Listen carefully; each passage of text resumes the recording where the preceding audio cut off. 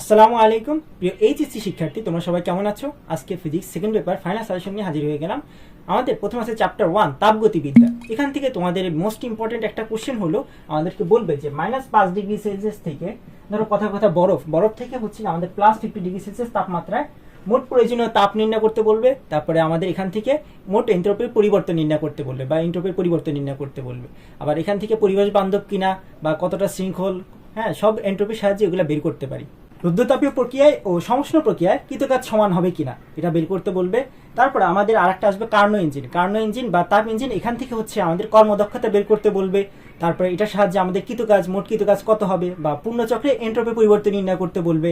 অথবা আমাদেরকে বলবে যে এই ইঞ্জিনটাকে প্রত্যেগামী ইঞ্জিনে পরিবর্তন করা সম্ভব কিনা বা অপ্রত্যগামী হবে কিনা, এগুলো নির্ণয় করতে বলবে। প্লাস আরেকটা জিনিস, রেফ্রিজারেটরের ক্ষেত্রে আমাদের কার্য সম্পাদন সহগ নির্ণয় করো, কর্মদক্ষতা নির্ণয় করো, এগুলো বের করতে বলবে। তারপর আমাদের বলবে যে কোন একটা ইঞ্জিনের ক্ষেত্রে আমাদের কর্মদক্ষতা কত গুণ বাড়ালে আমাদের কি পরিবর্তন করতে হবে। অথবা আরেকটা জিনিস আসতে পারে যে কর্মদক্ষতা 20% বাড়াবে অথবা 10% বাড়াবে, অথবা এটাও দিতে পারে যে 10% কমালে কি হবে, আমাদের এগুলো বের করতে বলবে। তারপর আমাদের গ্রাফ থেকে কাজ নির্ণয় করতে বলবে। তারপর আমাদের এরকম লেখচিত্র থেকে বুঝতে হবে যে আমাদের কোন দিকে ডিরেকশন দেওয়া আছে, আমাদের ডিরেকশনের উপর ভিত্তি করে আমাদের কার্নো ইঞ্জিন বা তাপ ইঞ্জিন বলবো। তারপর রেফ্রিজারেটর ইঞ্জিন এটা শনাক্ত করব। তারপর তাপ গ্রাহকের তাপমাত্রা, তাপ উৎসের তাপমাত্রা, তাপ গ্রাহকের তাপ উৎসের তাপ, এগুলো বের করতে বলবে। 3 মাসের জন্য আসে আরেকটা জিনিস আছে যে তাপ গতিবিদ্যা প্রথম সূত্রকে সমর্থন করে কিনা, অথবা অন্তস্থ শক্তির পরিবর্তন নির্ণয় করো। তাহলে এগুলো হলো ফার্স্ট চ্যাপ্টারে সৃজনশীলের জন্য সাজেশন। আর এমসিকিউর জন্য সাজেশন হলো তুমি সমষ্ণ প্রক্রিয়া, রুদ্ধতাপীয় প্রক্রিয়া, সমচাপ প্রক্রিয়া, এগুলোর জন্য তুমি গ্রাফগুলো একটু প্র্যাকটিস করো। প্লাস যে সূত্রগুলো ছিল এগুলো একটু বারবার এগুলোর সাহায্যে ছোট ছোট ম্যাথগুলো একটু সলভ করার চেষ্টা করো। চ্যাপ্টার 2 থেকে স্থির তড়িৎ। এখান থেকে নর্মালি আমাদের আসে যে তড়িৎ বিভব নির্ণয় করো অথবা বিভব নির্ণয় করো, অথবা আরেকটা জিনিস আসে তড়িৎ প্রাবল্য নির্ণয় করো। আবার এটার সাথে তার একটা কাছাকাছি কোশ্চেন হলো আমাদের ক্রিয়াশীল বলের মান নির্ণয় করো। তাহলে এখান থেকে নর্মাল কি এরকম টাইপের কোশ্চেন দেয়, যেরকম ধরো এরকম একটা চিত্র দিয়ে দিলে বলবে যে কেন্দ্রে বিভবের পরিমাণ অথবা কেন্দ্রে তড়িৎ প্রাবল্যের পরিমাণ নির্ণয় করো। অথবা আরেকটা কোশ্চেন দিতে হবে যে কোনো একটা কর্নারের বিন্দুতে, যেরকম ধরো এবিসিডি যদি একটা চতুর্ভুজ হয় কিংবা বর্গ যদি বলে দেয়, তাহলে এখান থেকে আমাদের প্রত্যেকটা ডিস্টেন্স দিয়ে দিবে, এই সাহায্যে বিভব নির্ণয় করতে বলবে। প্লাস তড়িৎ প্রাবল্য নির্ণয় করতে বলতে পারে। আবার ত্রিভুজের ক্ষেত্রে একই জিনিস, সমবাহু ত্রিভুজে দিয়ে দিতে পারে, সমকোণী ত্রিভুজ দিয়ে দিতে পারে। এগুলো অনুযায়ী আমাদের কোন অনুযায়ী এগুলো হচ্ছে তড়িৎ প্রাবল্য, বিভব, এগুলো আলাদা করে নির্ণয় করা শিখবো। প্লাস এই চিত্রটার জন্য আমাদের তড়িৎ ক্ষেত্র, প্রাবল্য, বিভব, এগুলা ক্রিয়াশীল বল, এগুলো নির্ণয় করতে বলবে। এরপর ধারকের ধারকত্ব নির্ণয় করতে বলবে, এরকম টাইপের আমাদের বর্তনী দিয়ে দিবে। এছাড়াও আমাদের সমান্তরাল পাতধারক থেকে আমাদের সমান্তরাল পাতধারকের সঞ্চিত শক্তি, এগুলো বের করতে বলবে। তারপর এখানে দুইটা চার্জ দেওয়া আছে, এই দুইটা চার্জের ক্ষেত্রে তড়িৎ প্রাবল্য কখন সমান হবে অথবা তড়িৎ প্রাবল্য কখন শূন্য হবে, এগুলা বের করতে বলবে। কোন বিন্দুতে তড়িৎ প্রাবল্য শূন্য হবে, এগুলা বের করতে বলবে। এই হলো মোটামুটি চ্যাপ্টার 2 এর সৃজনশীল সাজেশন।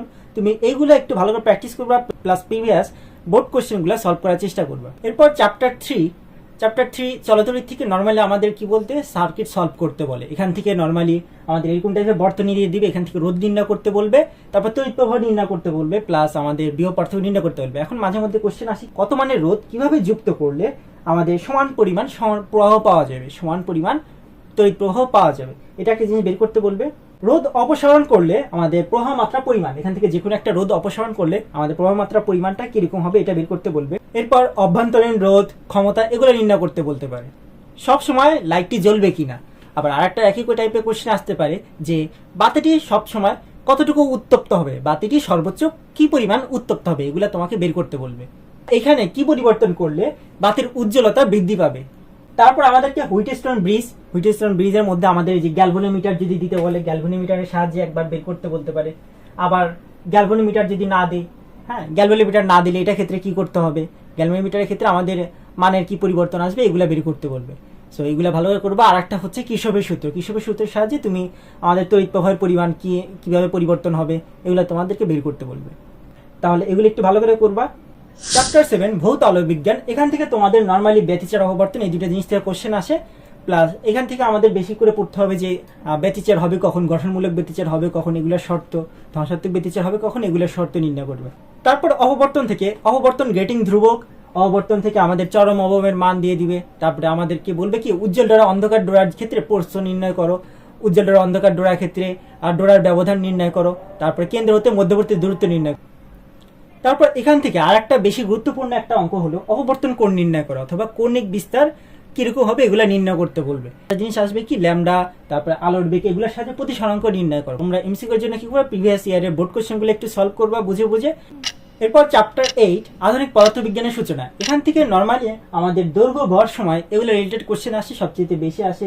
যেরকম ধরো সময় নির্ণয় করতে বলে একটা গ্রহ থেকে আরেকটা গ্রহে গেলে পালন করবে। তারপর ভরের ক্ষেত্রে আমাদের কোথায় ভর বেশি, আর রকেটের জন্য ওই গ্রহে গেলে আমাদের রকেট বা মহাকাশ যানের দৈর্ঘ্য কতটুকু বৃদ্ধি বা হ্রাস পাবে এগুলো বের করতে বলবে। এর থেকে আরো একটু ইম্পর্টেন্ট হলো যে সর্বোচ্চ গতিশক্তি নির্ণয় করতে বলবে অথবা সর্বোচ্চ গতিবেগ নির্ণয় করবে কোনো একটা মহাকাশ যানের ক্ষেত্রে। তারপর আমাদের সূচন তরঙ্গ দৈর্ঘ্য নির্ণয় করতে বলবে অথবা সূচন কম্পাঙ্ক, আবার নিবৃত্তি বিভব বের করতে বলবে, আবার কোনো একটা পরমাণু থেকে ইলেকট্রন নির্গত হবে কিনা এগুলো বের করতে বলবে। ফটো ইলেকট্রন, কার্য অপেক্ষক, এগুলো একটু বের করবো। চ্যাপ্টার 9 নিউক্লিয়ার মডেল থেকে নর্মালি হচ্ছে আমাদের এই কোশ্চেনগুলো আসে। অর্ধায়ু, গড়ায়ু এগুলো নির্ণয় করো, এদের তুলনা করো, অর্ধায়ু বেশি হবে নাকি গড়ায়ু বেশি হবে এটা নির্ণয় করো।